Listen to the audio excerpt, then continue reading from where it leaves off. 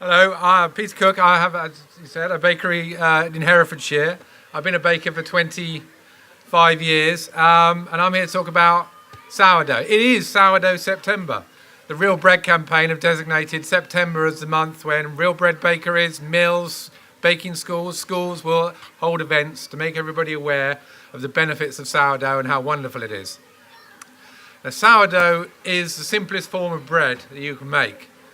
It is just flour, salt and water, and it's fermented by a natural fermentation of capturing the wild yeasts that are all around us.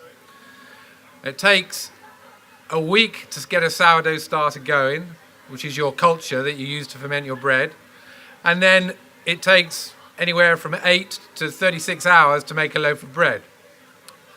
Now this is where the flavour comes from. It's the most ancient form of bread baking there is, before industrially produced yeasts were invented, and it's blooming good stuff. Now, a lot of the benefits of eating sourdough have been rediscovered over the last dozen or so years. People who are wheat intolerant and find that they can't eat bread, and we've heard an awful lot about that in the last few months, can find that they can eat sourdough. The long fermentation breaks down the stuff in the wheat that your body can't digest.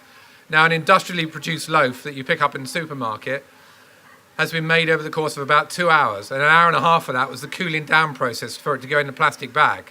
No fermentation, bags of yeast, bags of chemicals. We can make water stand up in a tin.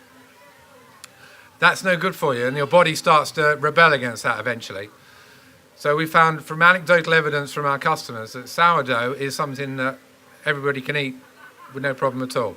There are celiacs, which is a slightly different thing, and that's hard. I appreciate it. So now we've got a foodstuff that's suddenly becoming, in the horrible word, trendy, suddenly becoming popular. So what happens? What always happens with these things? Supermarkets and industrial food producers jump on the bandwagon and think, how can we take this, how can we cheapen it, make it easier to produce so any fool can do it, and fool people into thinking they're getting something they're not. Which is where we come into pseudo sourdough or fake sourdough. Now we've got increasingly, not just amongst artisan bakers who are being pushed this stuff by the ingredients manufacturers like drugs, saying, go on, try a bit, it won't do you any harm, just try a bit. But also on the consumer shelves, the public, you'll go into some shops to buy your baking goods and you might see sourdough mix on the shelf of your farm shop or whatever it may be, supermarket. But if you look at the back of the packet, you'll see not, as I said, 3 ingredients, flour, yeast, because that wouldn't make them any money. You'll see a whole list of ingredients. There'll be vinegar and there'll be E-numbers, emulsifiers, flour treatment agents, which are all there just basically to speed up the process, bulk up your loaf, make it blow up really quick so you think you're getting more than you actually are. So I in the interests of Abergavenny Food Festival and a Rude Health Rant, I tried some of this stuff yesterday.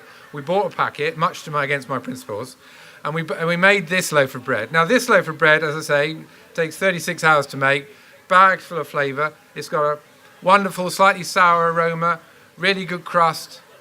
It's bread with a soul.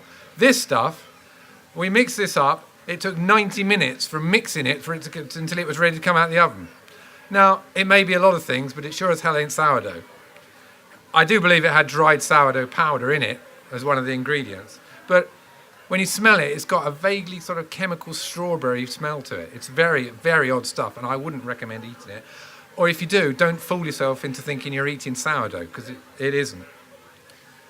So I would say, if you want to learn how to make sourdough, and I say it is incredibly simple to make, it takes a long time to get it right. I'm still trying to get it right after 20 odd years. But if you want to learn how to make it, go to a bakery or a baking school and go on one of their courses. We do them. Read a lot of on the internet. Buy yourself a good baking book, and you too can make a sourdough like this. There are no shortcuts to making a good sourdough loaf. And